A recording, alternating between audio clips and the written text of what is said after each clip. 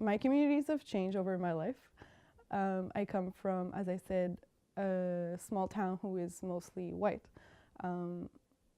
So my childhood friends are usually, let's say, sometimes police officers who are involved in some of the things that I might protest. Like not directly, but indirectly by participating in certain institutions. So now I try to hang out more with folks of color and people of color in Ottawa vis-a-vis the work that I do, and as well as other white settlers who are interested and engaged in the same issues as I am. So that has made a huge difference in my life in many ways.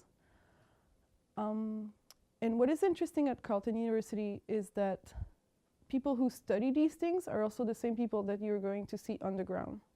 So it's not just theory, we also apply what we study in practice. So we'll be in the same classroom together in Canadian Studies, and then we'll organize a rally together, and then you'll see the same faces that you see at the university. So that's something that I really appreciate, that you can bridge the university and the activism.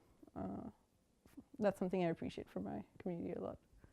Yeah, I think it's definitely difficult because it's sometimes painful, even with sometimes my own family, but I try to keep working. Eventually in the future I would like to give like social justice educational workshops in my region in northern Quebec, but it's really hard work because it's coming back home, it's personal, there are people that like knew you differently.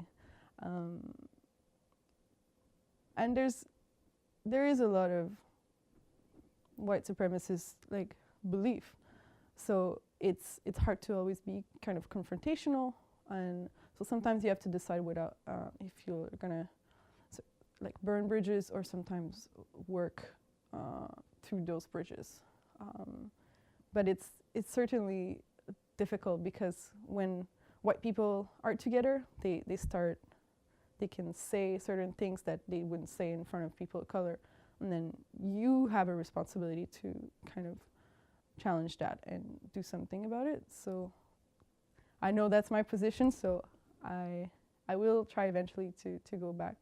One thing that I'm also working on is, for my research in activism, is police violence against Indigenous women in my region.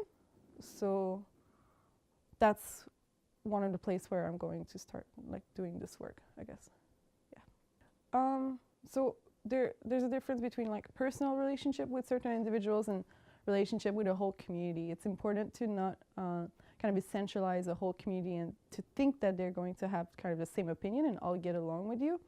So when you do Indigenous solidarity work, it's very tricky because some people will agree with you, some people will not.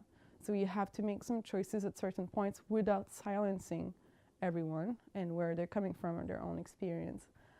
So you always have to try to strike that balance and to be careful on who you're going to support, and also to not support people who only makes you feel comfortable. So that's something very important, because there will always be certain voices that usually appear more often in the public sphere or in politics, Indigenous voices, that are easier to kind of agree with as a white settler, because they make yourself feel like good, as if nothing is wrong in Canada. So to challenge yourself to agree and support voices that you don't necessarily would agree with normally. So I hope that answers the questions. Yeah.